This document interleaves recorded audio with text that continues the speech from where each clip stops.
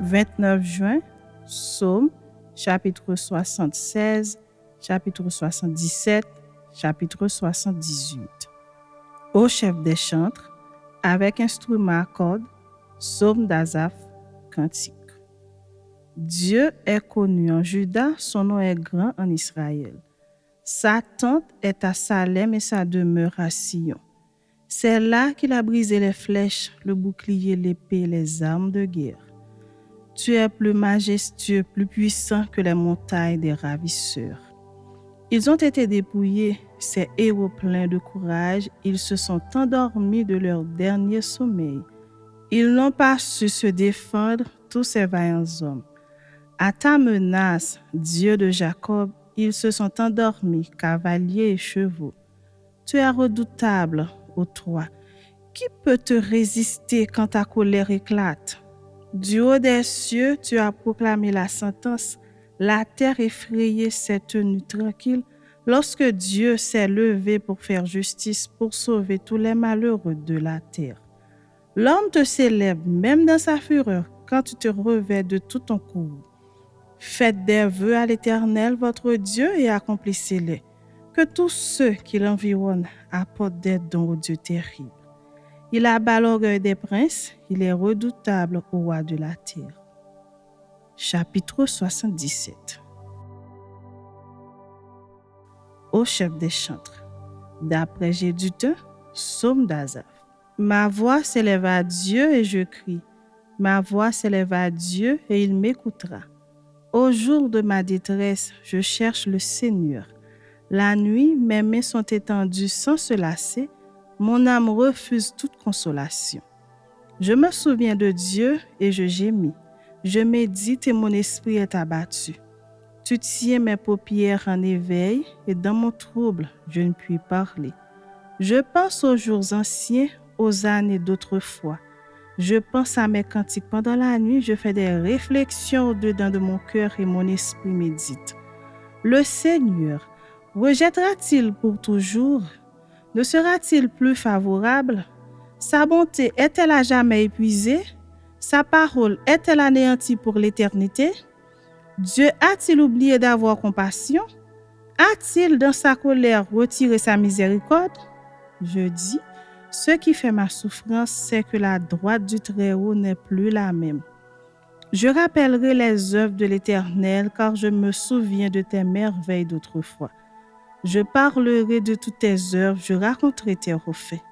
Ô Dieu, tes voies sont saintes. Quel Dieu est grand comme Dieu? Tu es le Dieu qui fait des prodiges. Tu as manifesté parmi les peuples ta puissance. Par ton bras, tu as délivré ton peuple, les fils de Jacob et de Joseph. Les eaux t'ont vu, ô Dieu. Les eaux t'ont vu, elles ont tremblé. Les abîmes se sont émus. Les nuages versèrent de l'eau par torrents. Le tonnerre retentit dans les nues et tes flèches volèrent de toutes parts. Ton tonnerre éclata dans le tourbillon, les éclairs illuminèrent le monde. La terre s'émut et trembla. Tu te frayas un chemin par la mer, un sentier par les grandes eaux et tes traces ne furent plus reconnues. Tu as conduit ton peuple comme un troupeau par la main de Moïse et d'Aaron. Chapitre 78. Cantique d'Asaph. Mon peuple, écoute mes instructions. Prêtez l'oreille aux paroles de ma bouche. J'ouvre la bouche par des sentences, je publie la sagesse des temps anciens.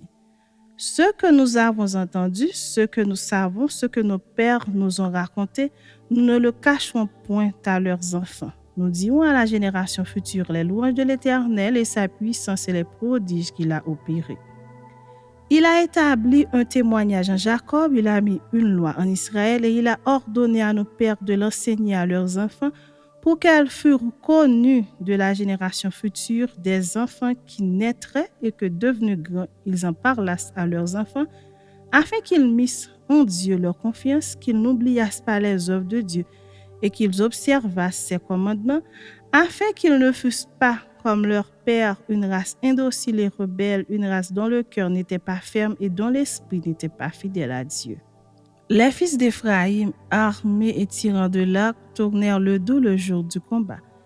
Ils ne gardèrent point l'alliance de Dieu et ils refusèrent de marcher selon sa loi. Ils mirent en oubli ses œuvres, ses merveilles qu'il leur avait fait voir. Devant leur père, il avait fait des prodiges au pays d'Égypte, dans les campagnes de Soran. Il fendit la mer et leur ouvrit un passage, il fit dresser les eaux comme une muraille. Il les conduisit le jour par la nuit et toute la nuit par un feu éclatant. Il fendit des rochers dans le désert et il donna à boire comme des flots abondants. Du rocher, il fit jaillir des sources et couler des eaux comme des fleuves. Mais ils continuèrent à pécher contre lui, à se révolter contre le Très-Haut dans le désert. Ils tentèrent Dieu dans leur cœur en demandant de la nourriture selon leurs désirs. Ils parlèrent contre Dieu, ils dirent, « Dieu pourrait-il dresser une table dans le désert? Voici, il a frappé le rocher, des eaux ont coulé et des torrents se sont répandus. Pourra-t-il aussi donner du pain ou fournir de la viande à son peuple? » L'Éternel entendit et il fut irrité. Un feu s'alluma contre Jacob et la colère s'éleva contre Israël parce qu'ils ne crurent pas en Dieu, parce qu'ils n'eurent pas confiance dans son secours. Il commanda au nuage d'en haut et il ouvrit les portes des cieux. Il fit pleuvoir sur eux la manne pour nourriture, il leur donna de blé du ciel. Ils mangèrent tous le pain des grands, il leur envoya de la nourriture à satiété. Il fit souffler dans les cieux le vent d'Orient et il amena par sa puissance le vent du Midi. Il fit pleuvoir sur eux la viande comme de la poussière et comme le sable des mers les oiseaux ailés. Il les fit tomber au milieu de leur camp, tout autour de leur demeure. Ils mangèrent et se rassasièrent abondamment. Dieu leur donna ce qu'ils avaient désiré. Ils n'avaient pas satisfait leur désir, ils avaient encore leur nourriture dans la bouche lorsque la colère de Dieu s'éleva contre eux. Il frappa de mort les plus vigoureux, il abattit les jeunes hommes d'Israël. Malgré tout cela, ils continuèrent à pécher et ne crurent point à ses prodiges. Il consuma leurs jours par la vanité et leurs années par une faim soudaine. Quand il les frappa de mort, ils le cherchaient, ils revenaient et se tournaient vers Dieu. Ils se souvenaient que Dieu était leur rocher, que le Dieu Très-Haut était leur libérateur. Mais ils le trompaient de la bouche et ils lui mentaient de la langue. Leur cœur n'était pas ferme envers lui et ils n'étaient pas fidèles à son alliance. Toutefois, dans sa miséricorde, il pardonne l'iniquité et ne détruit pas. Il retient souvent sa colère et ne se livre pas à toute sa fureur. Il se souvient qu'il n'était que chair, un souffle qui s'en va et ne revient pas. Que de fois ils se révoltèrent contre lui dans le désert, que de fois ils l'irritèrent dans la solitude. Ils ne cessèrent de tenter Dieu, de provoquer le Saint d'Israël.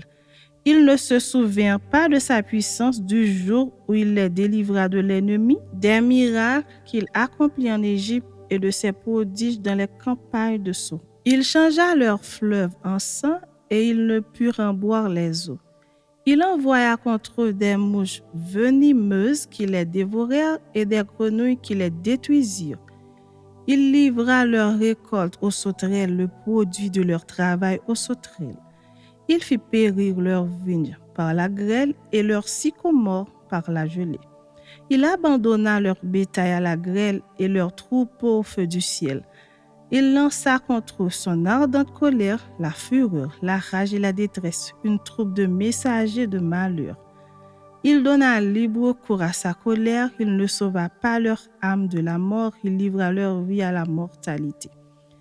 Il frappa tous les premiers-nés en Égypte, les prémices de la force sous les tentes de Cam. Il fit partir son peuple comme des brebis, il les conduisit comme un troupeau dans le désert. Il les dirigea sûrement pour qu'ils fussent sans crainte et la mer couvrit leurs ennemis. Il les amena vers sa frontière sainte, vers cette montagne que sa droite a acquise. Il chassa devant eux les nations, leur distribua le pays en héritage et fit habiter dans leurs tentes les tribus d'Israël. Mais ils tentèrent le Dieu Très-Haut et se révoltèrent contre lui et ils n'observèrent point ses ordonnances. Ils s'éloignèrent et furent infidèles comme leur père. Ils tournèrent comme un arc trompeur. Ils l'irritèrent par leur haut lieu et ils excitèrent sa jalousie par leurs idoles. Dieu entendit et il fut irrité. Il repoussa fortement Israël. Il abandonna la demeure de Silo, la tente où il habitait parmi les hommes. Il livra sa gloire à la captivité et sa majesté entre les mains de l'ennemi. Il mit son peuple à la merci du glaive et il s'indigna contre son héritage. Le feu dévora ses jeunes hommes et ses vierges ne furent pas célébrés. Ses sacrificateurs tombèrent par l'épée et ses veuves ne pleurèrent pas. Le Seigneur s'éveilla comme celui qui a dormi, comme un héros qui a subjugué le vin. Il frappa ses adversaires en fuite, il les couvrit d'un opprobre éternel. Cependant, il rejeta la tente de Joseph et il ne choisit point la tribu d'Éphraïm. Il préféra la tribu de Juda à la montagne de Sion qu'il aimait. Et il bâtit son sanctuaire comme les lieux élevés, comme la terre qu'il a fondée pour toujours. Il choisit David son serviteur et il le tira des bergeries. Il le prit derrière les brebis qui allaient pour lui faire paître Jacob son peuple et Israël son héritage. Et David les dirigea avec un cœur intègre et les conduisit avec des mains intelligentes.